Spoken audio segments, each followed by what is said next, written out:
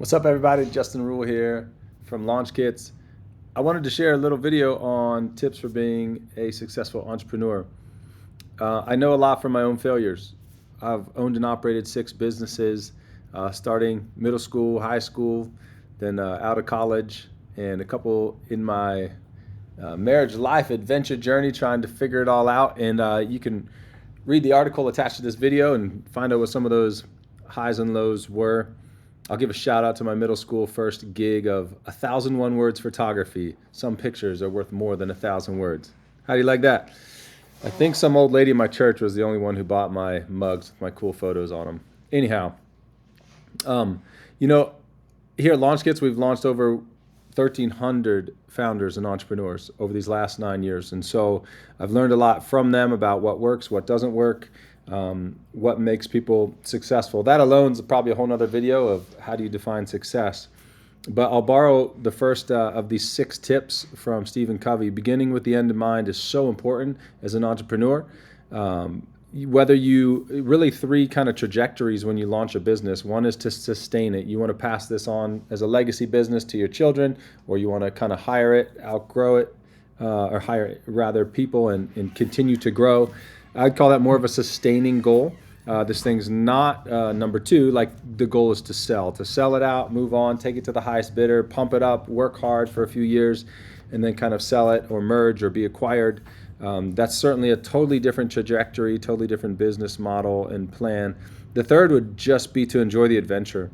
Don't let this business define you, your success. But man, I really wonder if, I'll throw myself under the bus, I wonder if people want to buy my beautiful landscape single lens, reflex lens photos on mugs.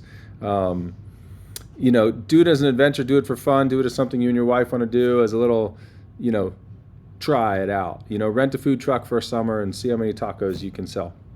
So on and on. Just have the end in mind, though. It helps you make wise decisions in the process. The decisions you make when you're looking to sustain a business over time versus sell it in 5 years are very different. Second tip for you is have a support network. I've seen a lot of people, I have a little ADD. You see my images right over the astronaut's head. That's kind of funny. All right, back to this point. Have a support network. Family is certainly a good support network to have. You got to have someone in the boat with you. Maybe it's your wife, maybe it's your parents, maybe it's your siblings that are going together to do this. That's certainly an option. These don't have to be all of your options, but friends, sometimes maybe family isn't supportive of your idea, but friends are. And so they can be the people that rally around you in the hard times. Maybe they're investors in the business with you. And then thirdly, again, you don't have to have all 3 as mentors. Make sure you consider having someone to mentor you through the business. It might be someone in a similar business as you, who's been there, done that before, or someone who's just willing to kind of help you roll with the punches as they come. But having support is so key. I'll say this to you, entrepreneur. You cannot succeed alone. The popular culture, your Twitter feeds, your whatever social platforms you're following might lead you to believe that you can succeed alone. Just create a thing, make the widget, do it. You can do it. That's not been my experience. That's not been thousands of people's experience that I read, that I listen to, and certainly not the experience of the entrepreneurs we've launched here at Launch Kits. You need support. Someone's going to need to be in your corner. It's not all roses. Third tip for you, entrepreneur, you have to be adaptable and flexible. That might seem intuitive, but wait till you get into it. And here's the way that I see people kind of struggling when this moment comes. They say, well, I was going to do this thing, and if this thing doesn't work, then I failed. I'll just take lawn care as example, right? I'm going to mow lawns. I'm going to get lawn mowers, hire cool staff. It's going to be fun. We're going to just work 6 months of the year.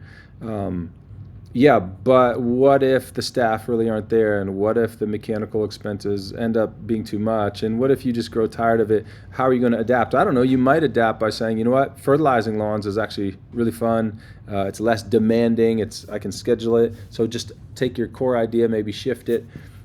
So being adaptable and flexible in the big vision tweaks of what you're doing is important. In the daily decisions, we start out and say our day is going to look like this, and we walk into an office or we jump in the truck and it doesn't look like that. And squeaky wheel customer calls and wants you over right now. So just don't stress. Like, just be adaptable, be flexible, realize the big picture is probably not going to be totally messed up by one puzzle piece for today being out of place. The other thing I'd say is with financials, be flexible with that. Sometimes you think something's going to cost more, it costs less. Sometimes you think it's going to cost less, you get it, right? I think it's going to cost more. That can't be, if you're on your last penny doing a business, it creates desperation. It might get you, a plot on YouTube, on Shark Tank, but it's not always the best thing to launch with all your eggs in the basket. If this doesn't work, you lose your house. All that additional stress makes it hard for you to feel adaptable, flexible, because you just feel like, man, I don't have anything beyond this. There's pros and cons, but my advice would be, even in your financials, be flexible. People come to us and say, shucks, I thought a website was going to cost $5,000, and we say it's $500. So they're like, sweet, what am I going to do with this other financial income that I now have to use as expendable?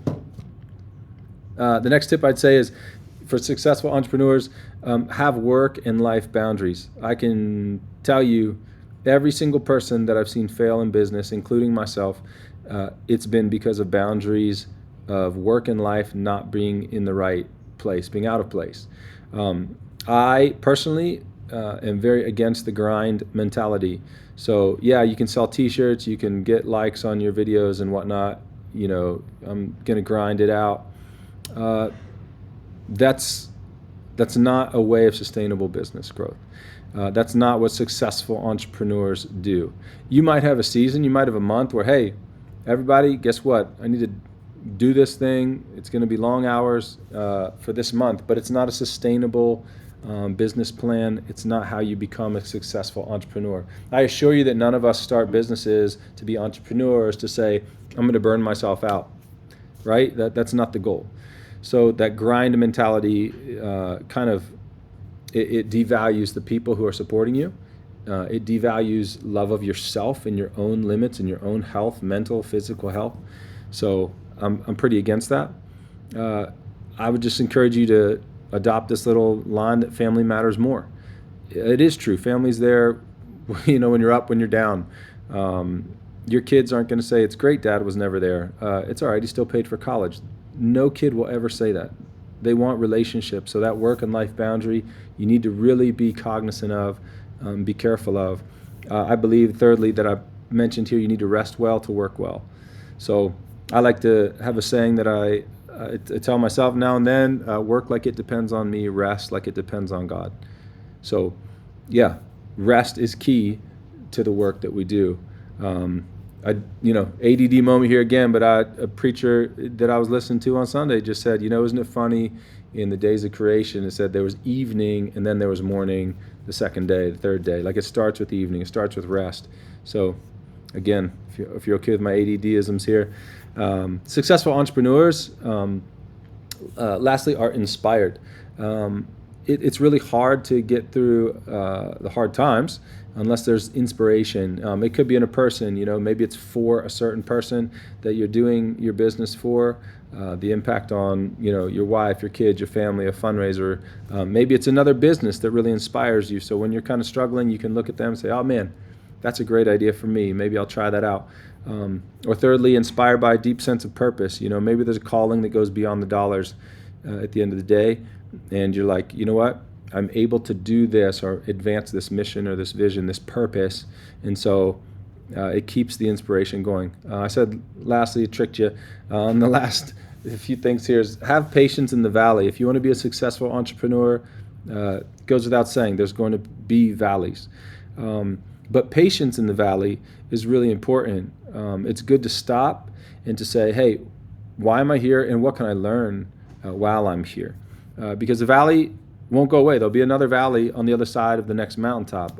Again, you got to be careful what you're watching and listening to see if people are saying it's all roses, all uphill. That's not been my experience, and that's not what I believe is just life. That's not life's rhythms. So be patient when the profits aren't what you thought.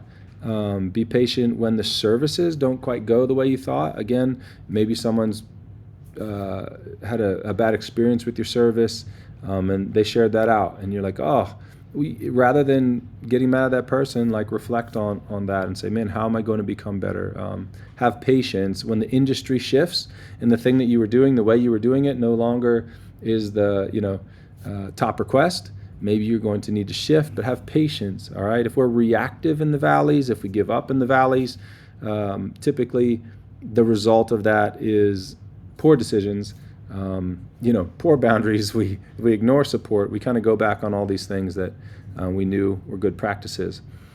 This is the last thing I was going to say, was know when to say no. Successful entrepreneurs have a sense of what they do really well. They know, hey, this is something that I love doing, that gives me energy. It's life-giving to me, not life-sucking. I'll give you a couple ways I've seen people tank their businesses, expanding their services beyond their level of expertise and competency, just for the sake of maybe dollars or maybe the sake of a short, growth in profit. So be careful expanding services outside of your core competency. I would say be careful chasing top dollars. A lot of times people want to be, man, I can't wait to get 500,000, or I can't wait to get to 1 million, or I can't wait to get 5 million. You're chasing these top dollars, and all the while you're sacrificing core things. Again, usually those things are around the people that love you and care about you, but don't ever get to see you because you're chasing a top dollar. And then also know when to say no when it comes to compromise. Don't compromise your values personally. Don't compromise your business values. There's a difference between compromise and saying yes to a season, right? So if your value is like slow, contemplative work, and someone says, hey, I need this thing done by the weekend, is it possible? You've got to ask yourself, is that compromising my values, or is that sort of making an exception for the good of, again, these bigger picture things of why am I here doing what I'm doing? So again, these are just some tips. Hopefully they're helpful for you. Again, I'll go through them backwards only because that's how I've said this. Know when to say no. Have patience in the valley. Make sure that you're inspired. Have work and life boundaries. Be adaptable and flexible.